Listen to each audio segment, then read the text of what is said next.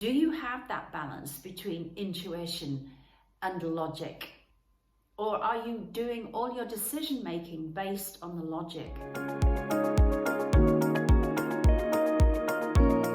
Hello again, Rachel Shackleton from Green Key Personal Development.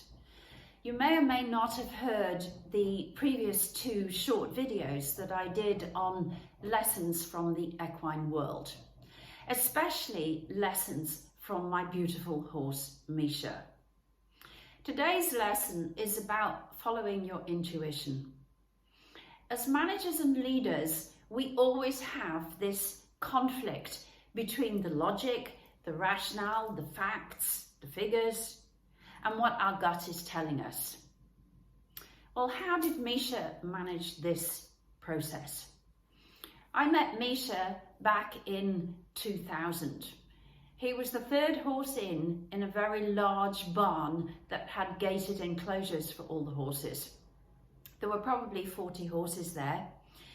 The minute I saw him, he saw me, and we knew that he was for me and I was for him.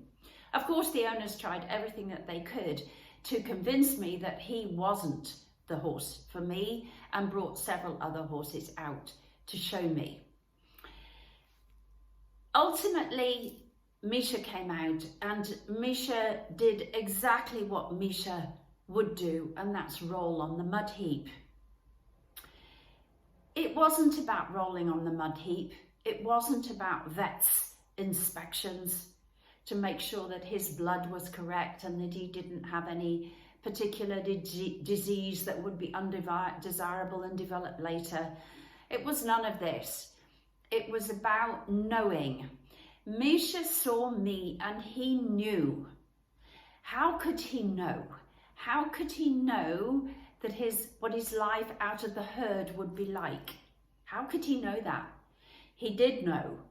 He knew exactly when he saw me that I had come to look for a horse. Not only that, but I knew that he was my horse. And no amount of vet's tests, visions, inspections, running up and down would have changed my mind. He was my horse. And that is how it went for the next 24 years. Both of us followed our intuition. And animals, always keep in mind, are sentient beings. And we think that we pick them. No, they pick us. How does this reflect on your leadership style? Do you have that balance between intuition and logic? Or are you doing all your decision making based on the logic? What about two people that you get to interview for a particular position? They're almost the same on paper. Perhaps one is slightly better, and the logic says you should take the one who is slightly better. Perhaps that person has more experience. Perhaps they have a better qualification. But yet your intuition is telling you choose the other person. Which do you follow? Leadership is not only about facts and logic and rationale. It's about intuition also. Do not be afraid to follow what your intuitive self is telling you. Be in touch with your intuitive self and work with it, because it's there to help you.